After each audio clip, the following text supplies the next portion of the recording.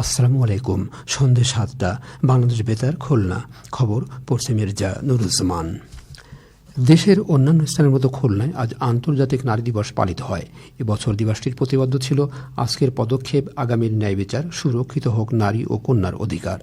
দিবসটি উপলক্ষে রাষ্ট্রপতি মোহাম্মদ শাহাবুদ্দিন এবং প্রধানমন্ত্রী তারেক রহমান পৃথক বাণী দিয়েছেন। খুলনায় দিবসটি উপলক্ষে জেলা প্রশাসন, মহিলা বিষয়ক অধিদপ্তর ও জাতীয় মহিলা সংস্থা যৌথভাবে বিভিন্ন কর্মসূচি গ্রহণ করে। কর্মসূচির অংশ হিসেবে জেলা প্রশাসকের সম্মেলন কক্ষে এক আলোচনা সভা অনুষ্ঠিত হয়। বিভাগীয় কমিশনার মোহাম্মদ মোক্তার আহমেদ এতে প্রধান অতিথি ছিলেন। জেলা প্রশাসক সমাজ জামশেদ খন্দকারের সভাপতিত্বে অতিরিক্ত জেলা প্রশাসক, শিক্ষা ও আইসিটি, মহিলা বিষয়ক দপ্তরের উপপরিচালক, বেসরকারি উন্নয়ন সংস্থার নির্বাহী পরিচালক, বিভিন্ন সরকারি দপ্তরের কর্মকর্তা ও নারী সংগঠনের প্রতিনিধিগণের সময় উপস্থিত ছিলেন।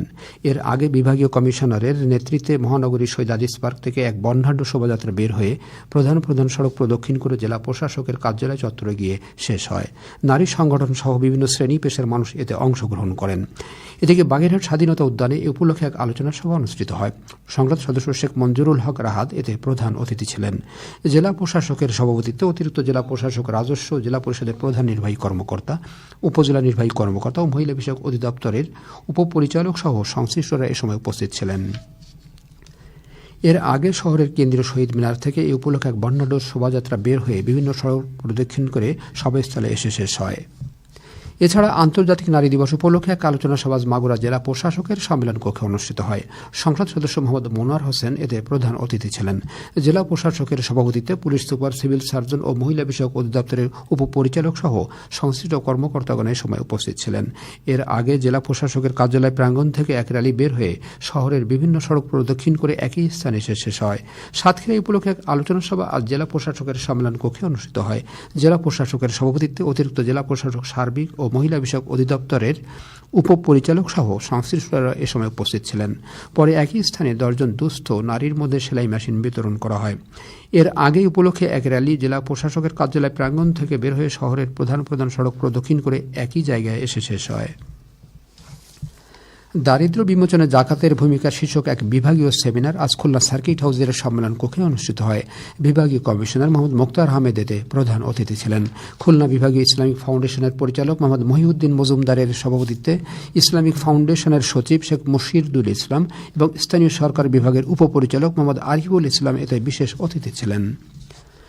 জেলা আইন শৃঙ্খলা কমিটির এক সভা বাগেরহাট জেলা প্রশাসকের সম্মেলন কক্ষে অনুষ্ঠিত হয়। সংসদ সদস্য শেখ মঞ্জুরুল হক রাহাত এবং সংসদ সদস্য অধ্যক্ষ আব্দুল আলিম এতে সম্মানিত অতিথি ছিলেন। সবাই আসন্ন ঈদে সড়ক মহাসড়কের নিরাপত্তা জোরদার করা, দুর্ঘটনা কবল এলাকা মোল্লাহাট থেকে নোয়াপাড়া পর্যন্ত মহাসড়কের নজরদারি ও সঠিক নিয়মে গাড়ি চালানোর নির্দেশনা দেওয়া হয়। জেলা প্রশাসক গোলাম মোহাম্মদ বাতিনের সভাপতিত্বে পুলিশ সুপার মোহাম্মদ হাসান চৌধুরী, স্থানীয় সরকার বিভাগের উপপরিচালক ডক্টর ফখরুল ইসলাম সহ কমিটির সদস্যরা এ সময় উপস্থিত ছিলেন। এদিকে অনুরূপ এক সভা চুয়াডাঙ্গা জেলা প্রশাসকের সম্মেলন কক্ষে অনুষ্ঠিত হয়। সংসদ সদস্য মাসুদ পারভেজ রাসেল এবং সংসদ সদস্য রুহুল আমিন এতে সম্মানিত অতিথি ছিলেন। জেলা প্রশাসকের সভাপতিত্বে সংশ্লিষ্ট কমিটির সদস্যরা এ সময় উপস্থিত ছিলেন। খুলনা সিটি কর্পোরেশনের প্রশাসক নজরুল ইসলাম মঞ্জু আজ মহানগরীর বিভিন্ন বাজারে নিত্য প্রয়োজনীয় খাদ্যদ্রব্যের দর যাচাই করেন। পরে তিনি জানান, অধিকাংশ ব্যবসায়ী পণ্যের মূল্য তালিকা প্রদর্শন করলেও কিছু ক্ষেত্রে অনিয়ম পরিলক্ষিত হয়েছে। এ বিষয়ে ব্যবসায়ী সমিতির নেতৃবৃন্দের জরুরি হস্তক্ষেপ কাম্য। নজরুল ইসলাম মঞ্জু আরও বলেন, শুধু রমজান মাস নয়, সারা বছরই যেন নিত্য পণ্য সাধারণ মানুষের ক্রয় ক্ষমতার মধ্যে থাকে এবং খাদ্যের মান ঠিক থাকে তা নিশ্চিত করতে হবে।